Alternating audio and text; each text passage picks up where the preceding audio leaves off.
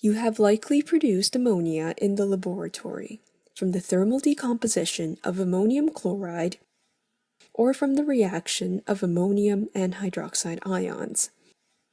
Have you ever wondered how ammonia is produced on an industrial scale? In this lesson, we will learn about the Haber process to produce ammonia, developed during World War I by Fritz Haber and Carl Bosch. For their efforts and contributions to developing large-scale industrial processes, they were awarded with Nobel Prizes in chemistry. The Haber process is the industrial process for the manufacture of ammonia from hydrogen and nitrogen. Hydrogen is obtained from the reaction of methane and steam, producing carbon monoxide as a byproduct. The hydrogen produced from this reaction also reacts with oxygen from air, producing water and leaving nitrogen behind. Recall that air is 77% nitrogen. These gases are then compressed and delivered to the reactor, where ammonia is produced. These gases are then cooled down and ammonia is liquefied, ready to be tapped off. Unused hydrogen and nitrogen are recycled back to the reactor. Let's revisit this reaction again. Note that this is a reversible reaction and that the forward reaction is exothermic. The Haber process uses Le Chatelier's principle to maximize ammonia production while keeping operating and production costs in mind. Le Chatelier's principle tells us that increasing pressure will favor the side with fewer moles. For our case, the production of ammonia.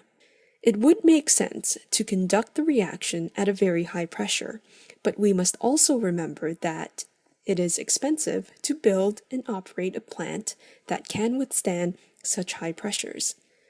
Therefore, a compromise pressure of 200 atmospheres is used. Let's keep Le Chatelier's principle in mind. What do you think is the best temperature conditions to maximize ammonia production? Please pause the video to think about this and resume once you are ready. Since the forward reaction is exothermic, it would make sense to conduct this reaction at a low temperature.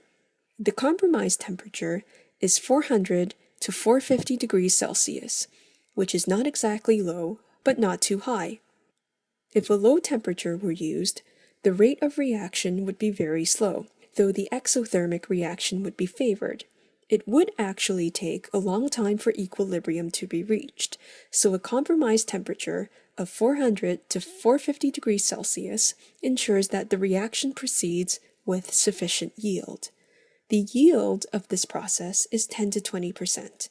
Remember from the introduction that unused gases are recycled, so no reactants are wasted. As well, an iron catalyst is used in this process.